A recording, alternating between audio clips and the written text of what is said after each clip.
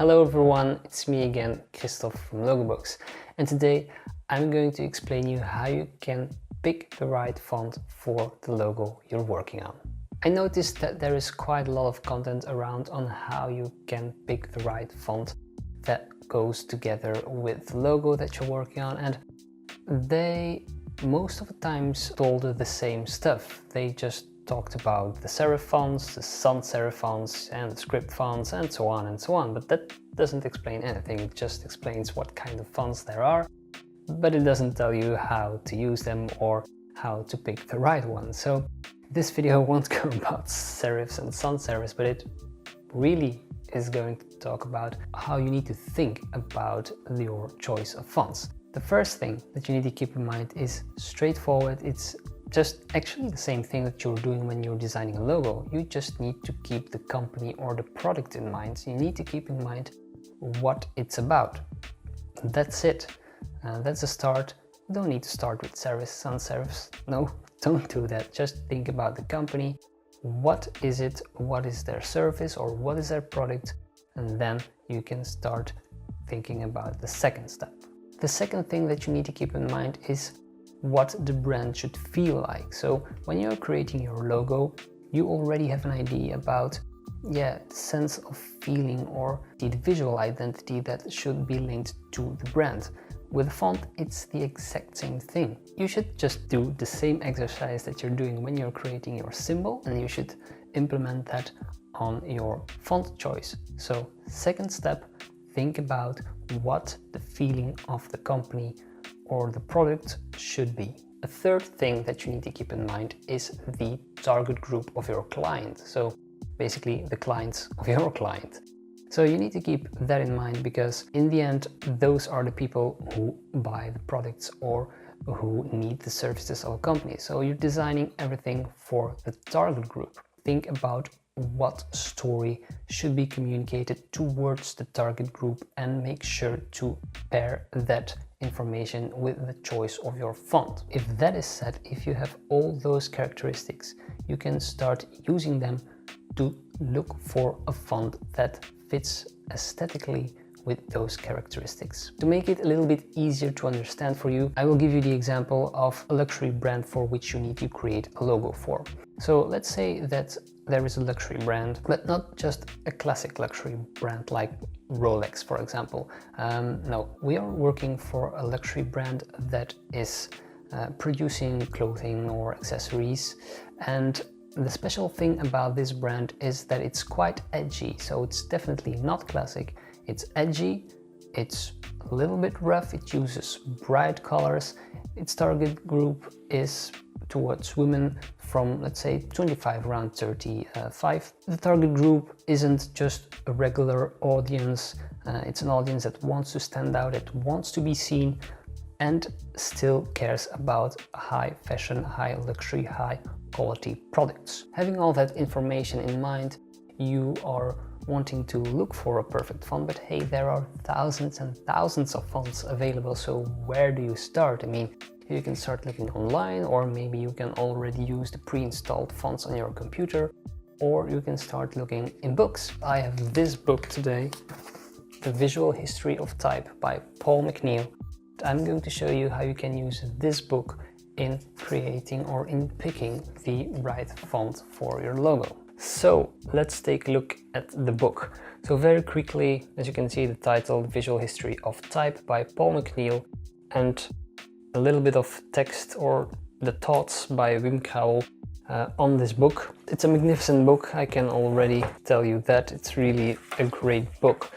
But let's see how you can use this book when you are searching for the perfect font for your logo projects. This part here and this here has all the information that you will need when you're looking for your perfect font. So here it shows basic information like the original name of the typeface, category from the typeface. Here the characteristics. Throughout the book, every font is described with its characteristics, and here it will show you the key features of the typeface in a specimen as it is described here. It becomes very interesting because these visual attributes will be linked to the visual identity that you're creating. So let's look for the font for our luxury brand, but not so very standard, elegant luxury brand. The font that I found is this one.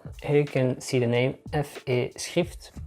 This font is on first hand a very odd looking font, but you cannot immediately see what's wrong with it. I think because of that reason this font would fit well with a brand like the example that I have given. So let's take a closer look at why this could be a good fit. First of all, you can find some historical information on the type here on the right. And the history behind this type is that this font was created in 1970 for the German Ministry of Transportation, and this type is basically used for the license plates. Apparently there were a lot of fake license plates. They were easy to recreate because the font they used previously was a very linear, very symmetrical font.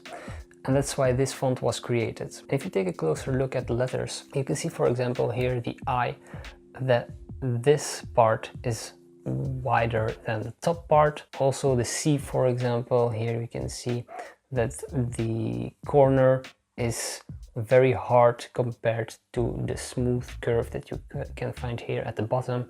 And if you take a look at the O, we can see that the O looks completely different from the C. If you take a closer look here on the left on the characteristics of this font, we can see that this font is described as a monolinear contour, non-geometric character construction, which is what I described here, for example, the I. If you take a further look, all capitals have small arcs at terminals, and each character is unique and cannot be made to resemble another character. Now, let's take a look at a second font that I've picked, is this one. It's called Klute. You can see the name right here. And you can immediately see that this font is very edgy, very hard shaped, very sharp corners.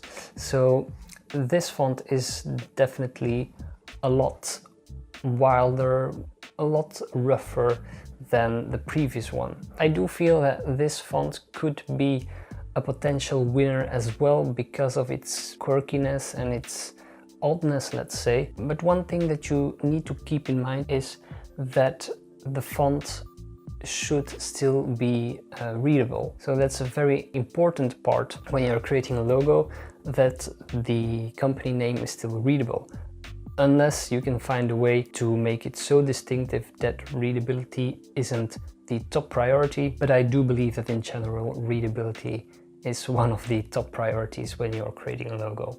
Now let's just try another rather random example. Let's say that we're looking for, or that we're working for a company that wants to communicate transparency, or that wants to be perceived as an open brand, a kind brand, rather friendly. If you know those characteristics, you can start looking for a font that has these certain visual qualities as well. This one, Forma, it's a beautiful font.